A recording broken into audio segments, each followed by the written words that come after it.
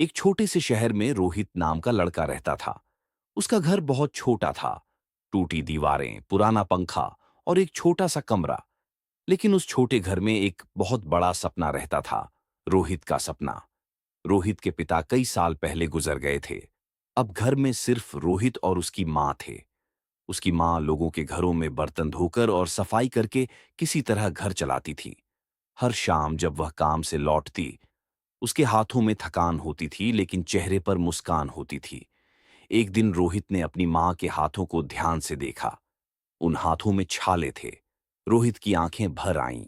उसने मन ही मन कसम खाई, एक दिन मैं अपनी माँ को यह सब करने से रोक दूंगा। रोहित पढ़ाई में बहुत मेहनत करता था। दिन में कॉलेज जाता और रात में एक छोटी दुकान पर काम करता। कई बार वह इतना थक जाता कि पढ़ते पढ़ते ही सो जाता। लेकिन उसकी माँ हमेशा कहती, बेटा, मेहनत कभी धोखा नहीं देती। एक दिन रोहित के पास एक बड़ी कंपनी का इंटरव्यू कॉल आया। यह उसकी जिंदगी का सबसे बड़ा मौका था। लेकिन इंटरव्यू में 500 लोग आने वाले थे और नौकरी सिर्फ एक को मिलनी थी। इंटरव्यू वाले दिन रोहित बहुत घबराया हुआ था। वह घर से निकलने लगा तो उसकी माँ ने उसे रोका। माँ ने उसके सिर पर हाथ रखा और कहा, डरना मत बेटा, भगवान मेहनत करने वालों को खाली नहीं भेजते। फिर उसने आंखें बंद करके दुआ की।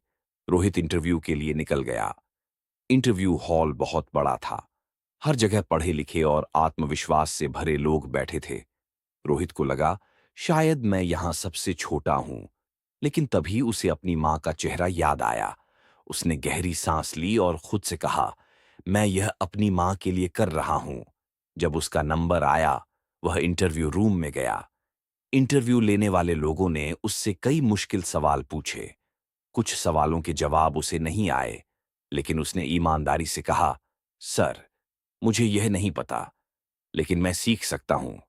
उसकी सच्चाई इंटरव्यू लेने वालों को पसंद आई। कुछ दिन बाद रिजल्ट आने वाला था। रोहित पूरी रात सो नहीं पाया। सुबह उसने रिजल्ट देखा और उसकी आंखों से आंसू निकल पड़े। उसका चयन हो गया था। वह दौड़ते हुए घर पहुंचा। उसकी मां आंगन में बैठकर कपड़े धो रही थी। रोहित ने जोर से कहा, मां, मुझे नौकरी मिल गई। मां कुछ पल के लिए चुप रही। फिर उसकी आंखों से आंसू बहने लगे। उसने रोहित को गले लगा लिया और बोली, आज तेरे पापा होते तो बहुत खुश होते। रोहित ने अपनी मां के हाथ पकड़ लिए और कहा, अब आपको किसी के घर काम करने नहीं जाना पड़ेगा। उस दिन पहली बार रोहित की मां ने सुकून की सांस ली। कहानी का संदेश, कभी कभी हमारी मेहनत से भी ज्यादा ताकत मां की दुआ में होती है। जिसके साथ मां की दुआ हो, उसे कोई हार नहीं सकता।